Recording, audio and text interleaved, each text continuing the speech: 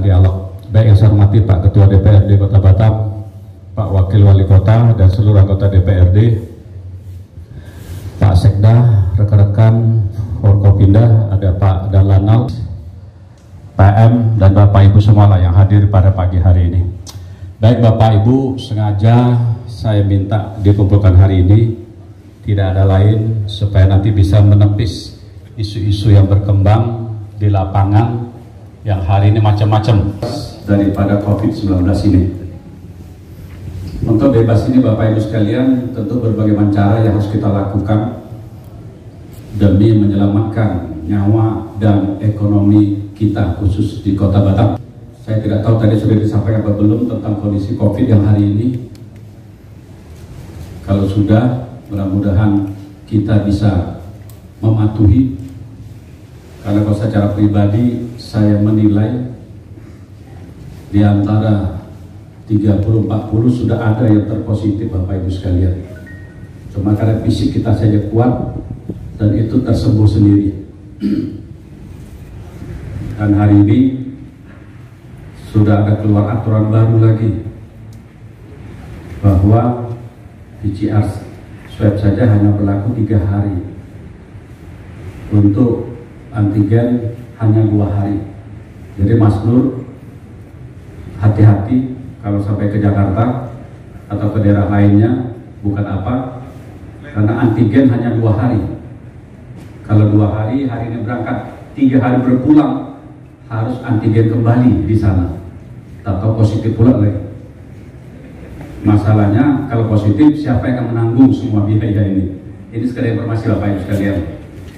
Kalau saya tidak melihat perjalanannya, saya melihat daruratnya negara ini. Kenapa sampai dibikin swab 3 hari Bapak Ibu? Supaya kita tidak keluar daerah. Kenapa antigen dibikin 2 hari? Supaya kita tidak keluar daerah. Kalau sudah darurat begini Bapak Ibu sekalian, apa yang kita lakukan bersama-sama? Tentu saya bersama Forkopimda, kita semua sepakat bagaimana COVID ini hilang.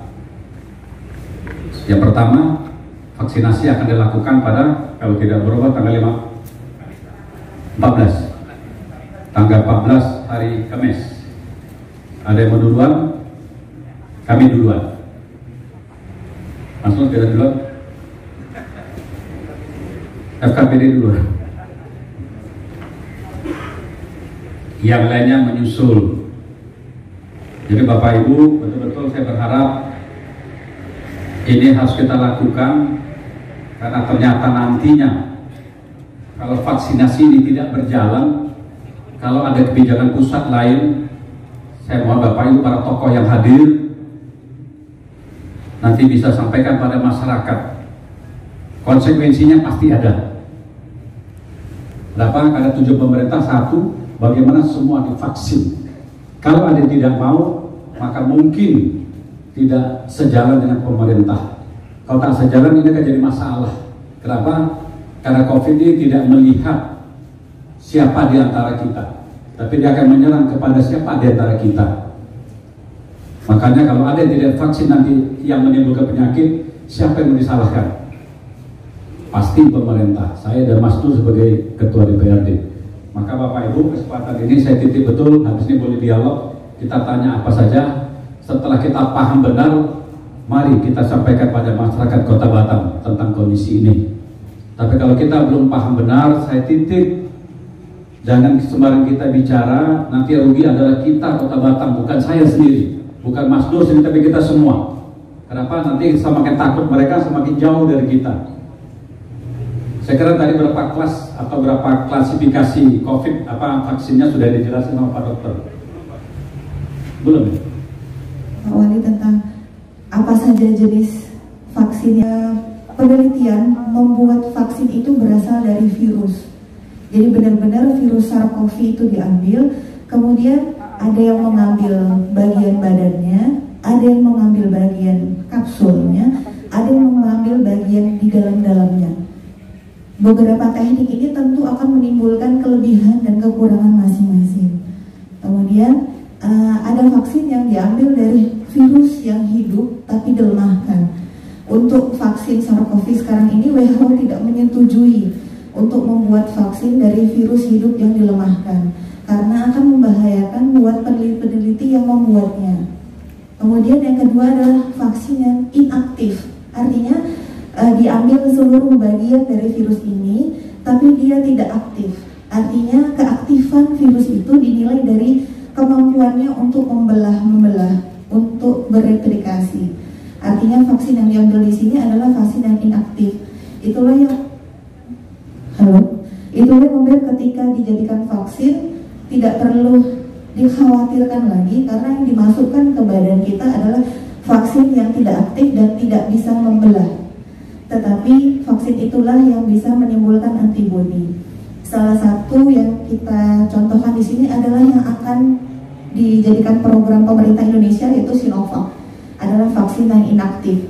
Kemudian ada lagi vaksin yang hanya mengambil fragmen RNA atau DNA dari dalam vaksin. Kelebihannya dari vaksin yang inaktif ini, karena kita ambil seluruh bagian dari vaksin. Sudah dijelaskan Majelis Ulama khusus bagi masyarakat Muslim yang sudah disampaikan oleh Ketua Komisi Fatwa di konferensi persnya bahwa vaksinasi dari Cina ini, Sinovac ini halal dan thayyib, halal dan baik. Tapi sampai hari ini kenapa fatwanya belum keluar, menunggu dari Badan POM tentang keamanannya. Jadi satu kesatuan Komisi Fatwa mengeluarkan keputusan tentang kehalalan dan baik serta aman untuk digunakan. Itu Pak, terima kasih. Assalamualaikum warahmatullahi wabarakatuh.